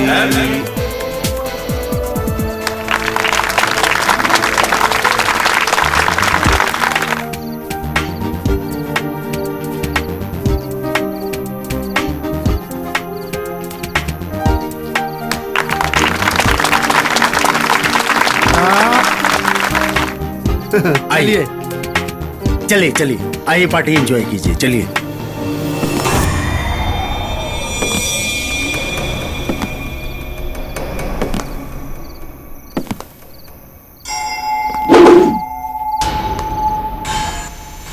आओ इंस्पेक्टर आओ, बहुत नाम सुना है तुम्हारा। सुने हैं कि बिहार के सारा गुंडागर्दी बस 1 महीना में खत्म कर दिए। अरे वाह साहब वाह, कमाल। आपने अब तक जो भी देखा महज एक झांकी है, पिक्चर तो अभी बाकी है। क्या मतलब? सॉरी, हम तरह और जन्मदिन के बधाई देवे के ही भुला गई नहीं। हैप्पी बर्थडे सर। अरे thank you thank you thank you. ये बर्थडे के जितना यादगार बनावे के बना ली, शायद अगला बर्थडे राउर किस्मत में ना हो। इंस्पेक्टर क्या हुआ? क्या हुआ? समझाओ इसको। ज्यादा आंख मत दिखाओ, आंख मत दिखाओ। आंख कमजोर और लाचार लोग दिखाते हैं मंत्री जी, हम लोगों की उनकी औकात दिखाते हैं। ये क्या बदतमीजी है बजरंगी? इस हनुमान ने सिर्फ अशोक वाटिका उखाड़ा है, अभी लंका दहन बाकी है, और इस लंका का रावण दिग्विजय सिंह नहीं, तू है बजरंगी। आपने जो लिस्ट बनाया था वो अधूरा था, ये रहा पूरा लिस्ट। लगता है ईमानदारी से आपने लिस्ट बनाया नहीं था। हर सांप्रदायिक हमले के पीछे तुम्हारा हाथ रहता है, चाहे वो मुजफ्फरपुर दंगा हो, भागलपुर दंगा या गया पटना बम ब्लास्ट, लेकिन अब नहीं। तू क्या कर लेगा? तू क्या कर लेगा? तू रे कुंडली में अगर शनि प्रवेश कर जाए तो एक बार जाप ताप से ठीक कर लेगा। मुझे आवाहन मत कर, मैं आऊंगा तो जान लेकर जाऊंगा। पूरा गांव नहीं, कस्बा नहीं, शहर नहीं, पूरा राज्य हमारे कंट्रोल में है। माना कि पूरा राज्य तेरे कंट्रोल में है, लेकिन बजरंगी हमेशा आउट ऑफ कंट्रोल रहता है।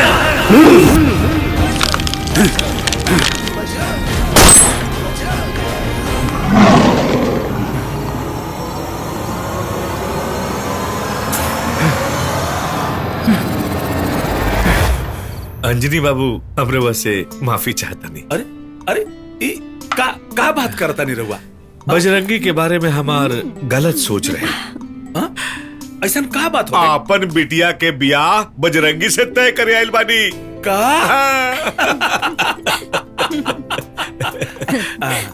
प्रणाम भौजी, ले मिठाई खाई।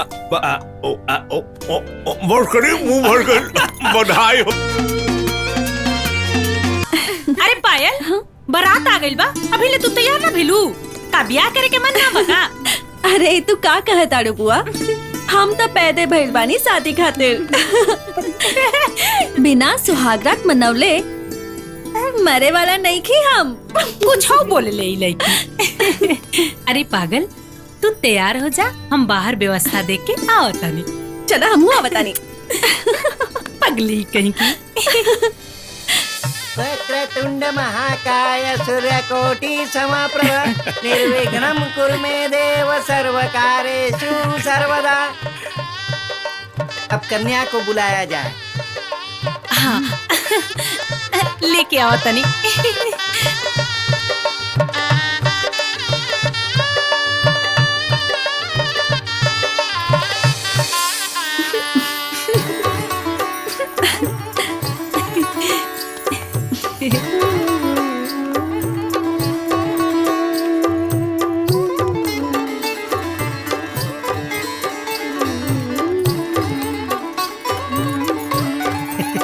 भौजी एक नंबर लागत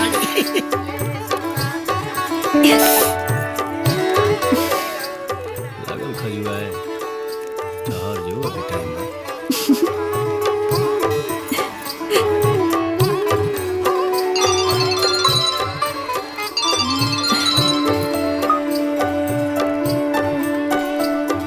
भैया डिपार्टमेंट से फोन आइल बा। हेलो हेलो बाबा, बस 2 मिनट आओ तनी। हाँ हाँ जाए। ए भाऊजी के देखा।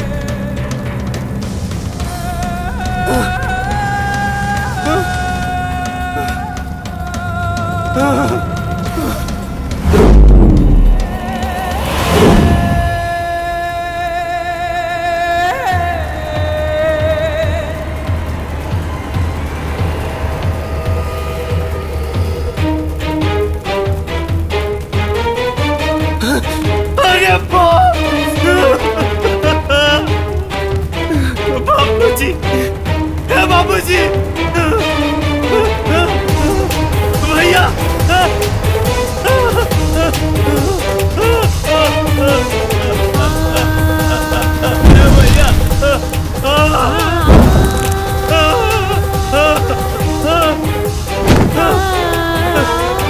भाई,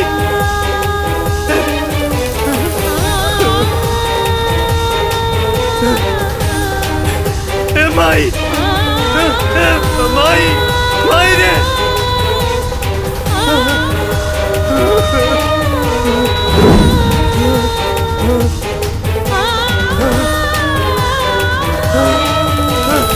भैया,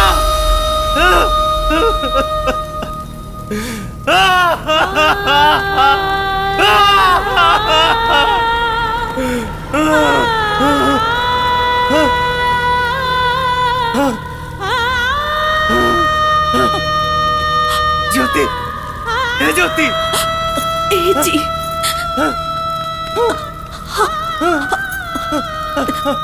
तोरा साथे जिए के चाहत रहे, लेकिन मौत भी इतना जल्दी आई पता न रहे। हमके माफ कर दी। ना रे पगली, साथ ना,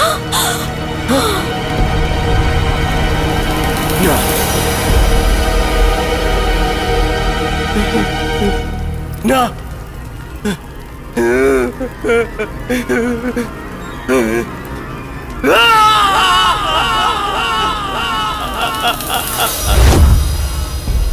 उस बम धमाके में सब मारे गए, लेकिन भगवान ने मुझे जिंदा रखा। यहाँ तक कि पुलिस डिपार्टमेंट के कुछ गद्दारों ने मीडिया के सामने दोषी करार करके मुझे वांटेड घोषित कर दिया। और यही हुआ बजरंगी के साथ। हमने उसे एक ईमानदार सच्चा ऑफिसर समझते हुए प्रमोट किया, लेकिन वो गद्दार निकला। अरे मुझे तो ये कहते हुए शर्म आ रही है कि आज पुलिस डिपार्टमेंट का सर शर्म से झुक गया है। दिए गए अधिकारों का दुरुपयोग करके बजरंगी ने बहुत से गुनाहों को बढ़ावा दिया है। जी सर। और हाँ, बजरंगी का इतिहास यहीं खत्म नहीं होता। बहुत सारी चोरी, डकैती, छिनैती और मर्डर जैसे केस सामने आए हैं। और अभी अभी पता चला है कि उसका संबंध आतंकवादी संगठनों से भी था। और उसके शादी में जो बम ब्लास्ट हुआ, वैसे बहुत सारे बम उसके घर में मिले। देशद्रोहियों ने एक देश प्रेमी को देशद्रोही घोषित कर दिया। अब मेरा एक ही मकसद है, देशद्रोहियों की बर्बादी। जो काम डिपार्टमेंट में रहकर नहीं कर सका, वो अब वांटेड रहकर करूंगा। कोई नहीं बचेगा। आई लव यू बाबू।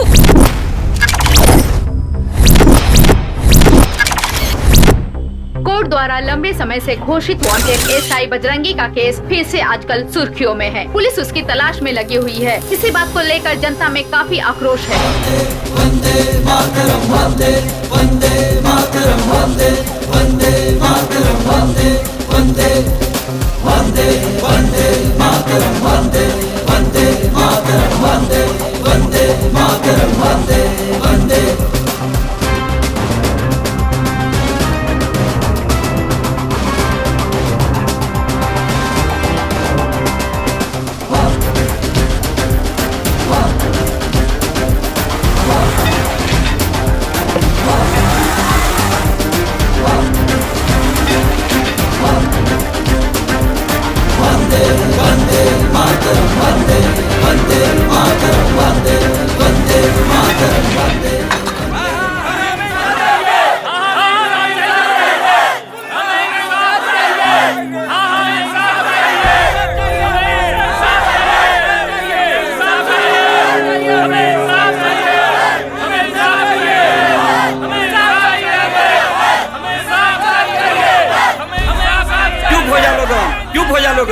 एसपी साहब पूछताछ कर रहल बाड़न।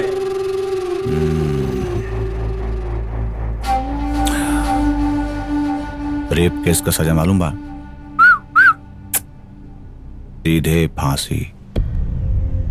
सर बचे के कोनो रास्ता जरूर होई।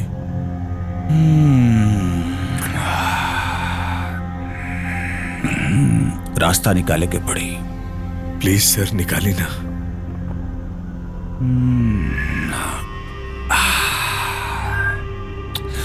देख, रिपोर्ट बदले में डॉक्टर का खर्चा, ऊपर के ऑफिसर के खर्चा, सरपंच के खर्चा, रोलिंग पार्टी के विधायक, विपक्ष के विधायक, मीडिया वगैरह वगैरह, बहुत खर्चा बा। कुल मिला जुला के 10 लाख।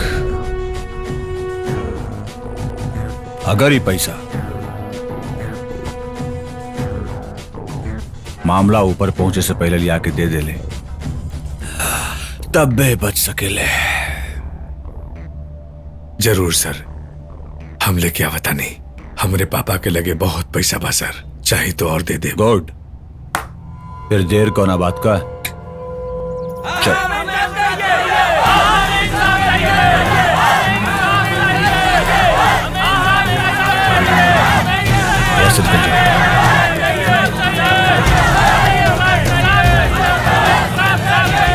शांत हो जाइए आप लोग, शांत हो जाइए।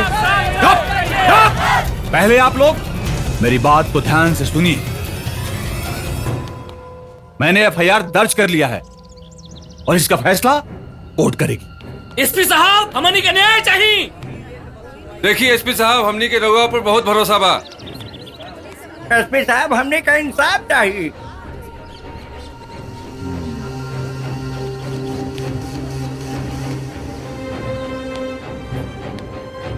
चुप हो जा दीदी।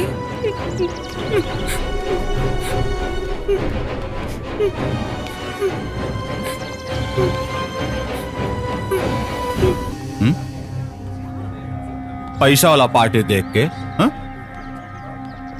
पूरा परिवार का नियत बदल गई।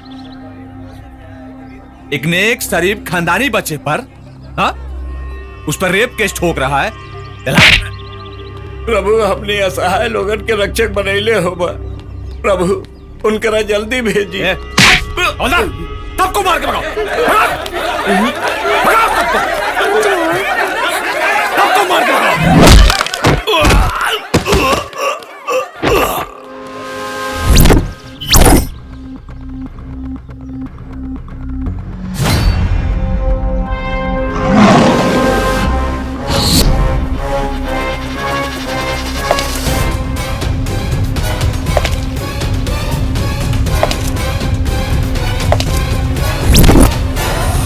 बजरंगे, बाबू बजरंगे, बाबू बजरंगे, बाबू बजरंगे, बाबू बजरंगे, बाबू बजरंगे, बाबू बजरंगे, बजरंगी बजरंगी बजरंगी बाबू बजरंगी, बजरंगी बजरंगी बाबू बजरंगी, बजरंगी बजरंगी बाबू बजरंगी। ए लोग के बचावे तो हम आ गए नहीं एसपी। अब तोहनी के बचाई।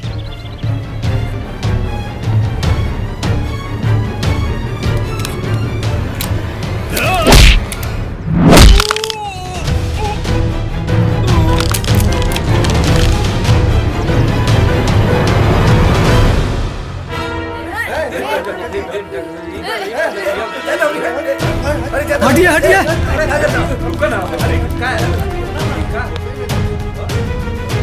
Oh my God.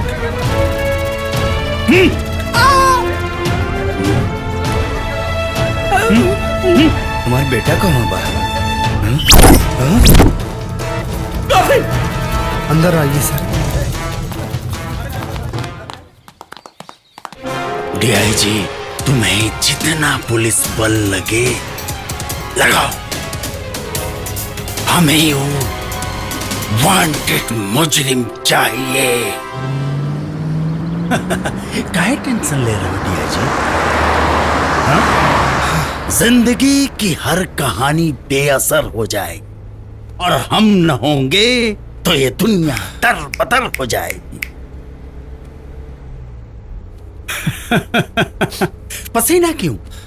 अरे बट कुछ नहीं उखाड़ पाएगा वो हमारा, कुछ नहीं। सुनो, पाकिस्तान से हमारे कुछ खास दोस्त आए हैं, चले एंजॉय करते हैं। Enjoy enjoy.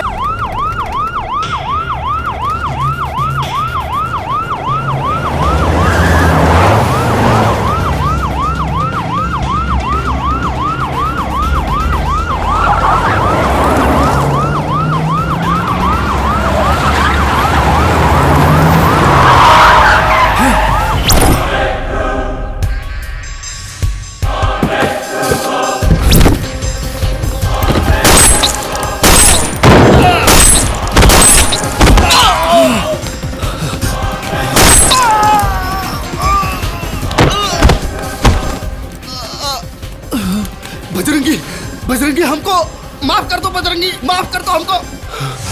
अरे अरे माफी मांगने पे तो भगवान भी माफ कर देता है। हमको माफ कर दो, हमको माफ कर दो बजरंगी, हमको माफ कर दो बजरंगी। सही बोला डीआईजी, भगवान माफ कर देता है, लेकिन माफी मांगने के लिए तुम्हें भगवान के पास जाना जरूरी है। भगवान इसे माफ करना।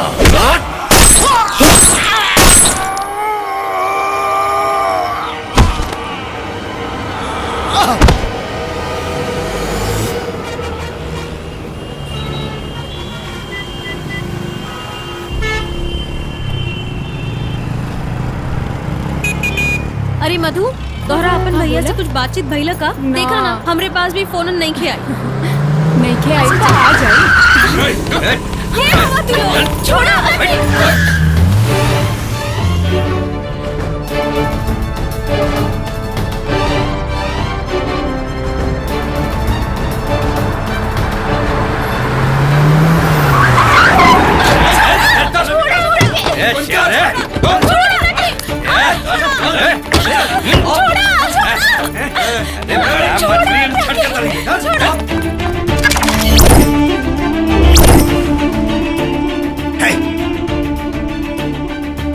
मुझे मालूम है कि तुम्हारा अगला टारगेट मैं हूं, पर मुझे मारने के लिए तुम्हें दोबारा जन्म लेना पड़ेगा, दोबारा। चलो, तुमको एहसास तो है कि तुम्हारी मौत मैं ही हूं। मुझे मारने का ख्वाब छोड़ और अपनों को बचाने के बारे में सोच, अपनों के बारे में। ले भैया, हमनी के बचा ली। बाबू, बाबू, बाबू, बाबू। बहुत किस्मत वाला है तू, किस्मत वाला के बहन के जगह बहन मिल गई और महबूबा के जगह महबूबा। अगर अपनों को बचाना है तो सीएम को टपकाना है।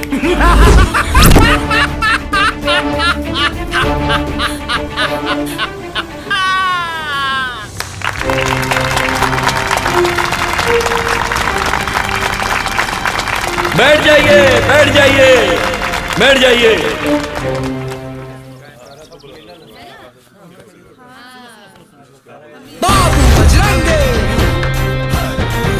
उपस्थित हमारे जनता जनार्दन को हमारा कोटि कोटि प्रणाम।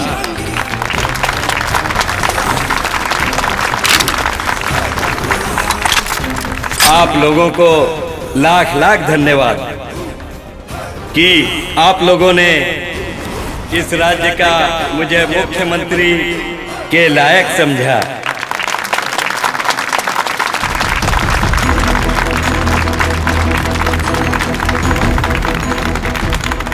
इस राज्य में जो भी कमी है, चला गोली, विद्यालय, हॉस्पिटल, किसानों का कर्ज माफी, पूरी कोशिश करूंगा कि इस राज्य की सारी तकलीफों को दूर कर सकूं जब तक हमारी चला गोली।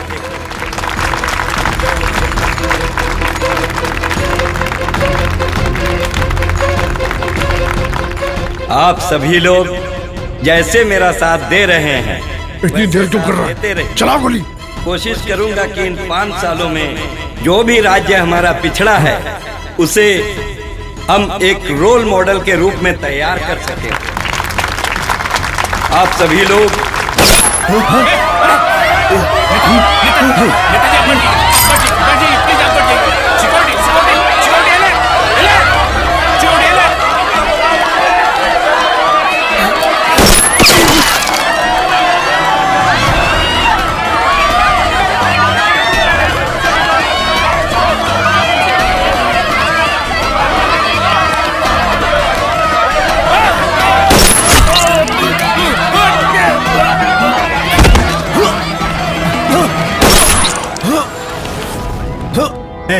रिमोट दे।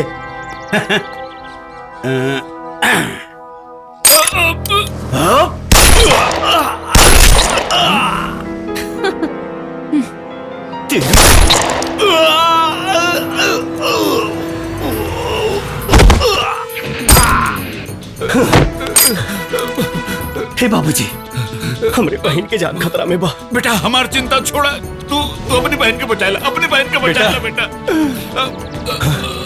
जा तू हमारा हेलीकॉप्टर ले ला और अपन बहन के बचाओ। थैंक यू सर। जा।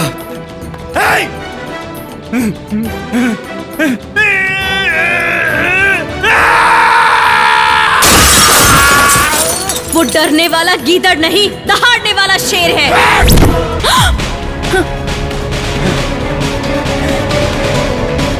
एक ताकतवर को मारने के लिए भगवान दूसरा ताकतवर मर्द जरूर पैदा करता है। मेरे भैया आ रहे हैं तेरी मौत बनके।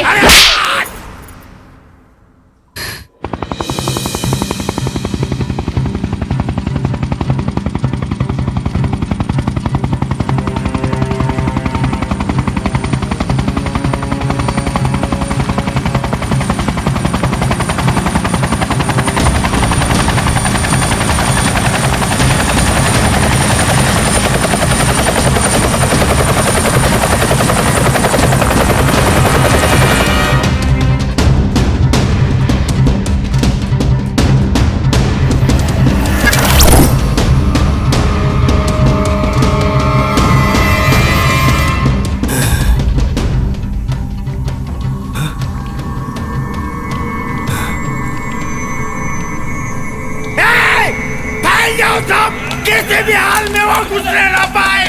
जाओ।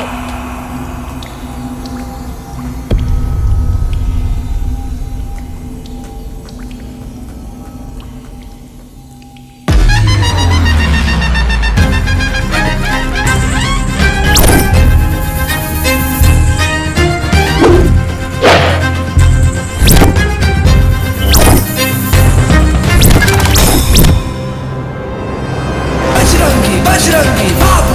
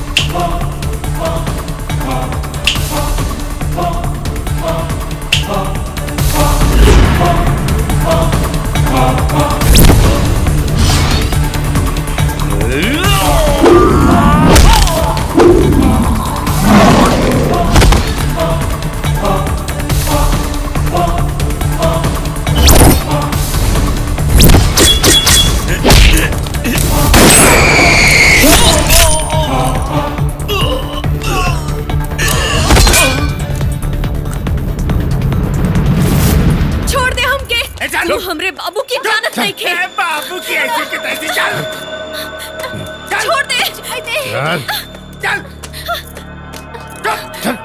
चल चल जल्दी चल चल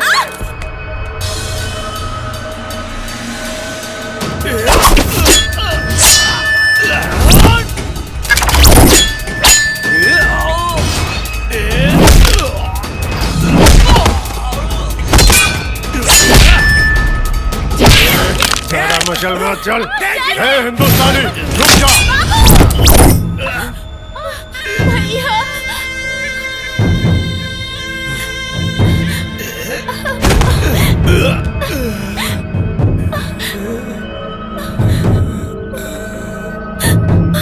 बाबू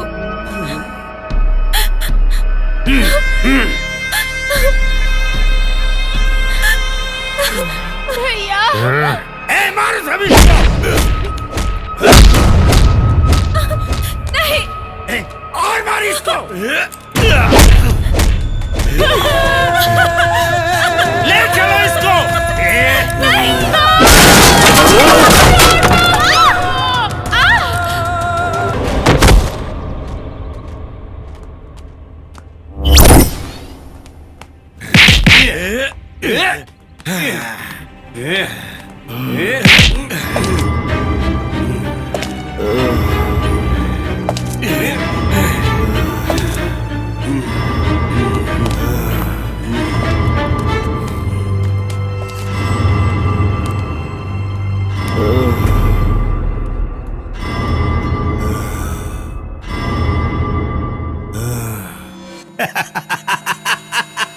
अब मुझे मुख्यमंत्री बनने से कोई नहीं रोक सकता, कोई नहीं रोक सकता मुझे मुख्यमंत्री बनने से। कोई नहीं रोक सकता मुझे मुख्यमंत्री बनने से। और तू बचाएगा इस देश को, तू सीएम को तू नहीं मारेगा तो कोई और मारेगा। अरे हिंदू नहीं तो कोई मुसलमान मारेगा। अरे बड़े ही बुज़दिल और कायरों का देश है तेरा। यहाँ के लोग सिर्फ और सिर्फ लड़ते हैं, कभी धर्म के नाम पे लड़ते हैं तो कभी जात पात के नाम पे लड़ते हैं। और तू बचाएगा इस देश को। तुझे मालूम होना चाहिए कि मैं जिस चीज को बनाता हूँ उसको मिटाता भी मैं खुद ही हूँ। मैं खुद। अरे तेरे परिवार को किसने मारा? मैंने।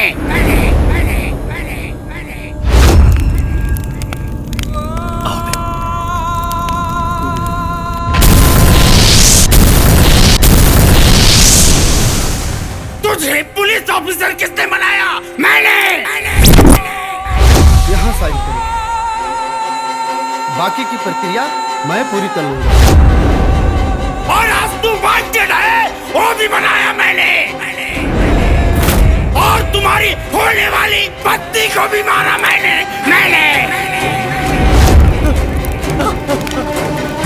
बोला मैं हर जगह में, जल में, तल में, लब में, आकाश में, पाताल में, सब जगह में। जिंदगी की हर कहानी बेअसर हो जाएगी और हम न होंगे तो ये दुनिया दरबदर हो जाएगी। तू बचाएगा इस देश को। तेरे इस हाल के बाद अब हिंदुस्तान की बारी है। मैं हिंदुस्तान का अस्तित्व मिटा दूंगा, मैं अस्तित्व मिटा दूंगा मैं हिंदुस्तान का। अरे जिसकी जय तय है उसकी जय कैसी? नहीं बोलता भारत माता की जय। क्या कर लेगा तू? बोल। अरे क्या लेगा तू मेरा? बोल। ए बाबूजी, ए भाई, ए ज्योति,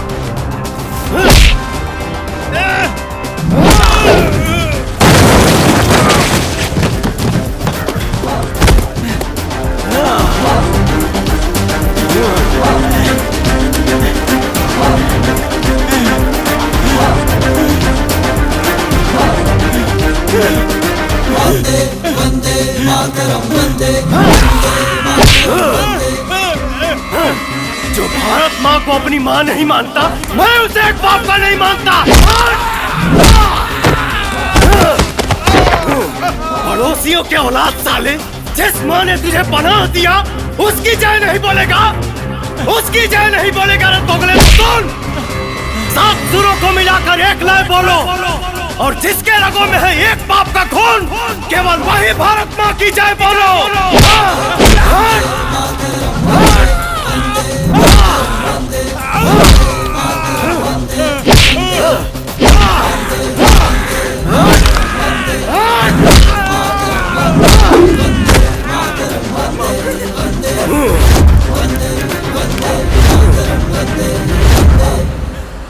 भारत माता की जय।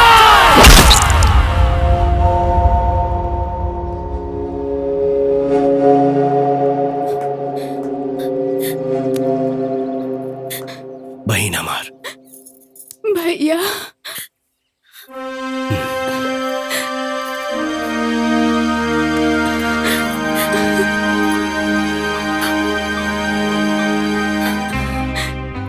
सरकार ने एसआई बजरंगी को सारे आरोपों से मुक्त करके फिर से सीतामढ़ी जिला का क्राइम प्रमुख बना दिया।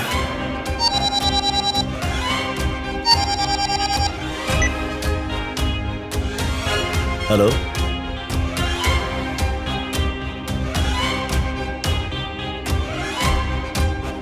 जी आओ तनी।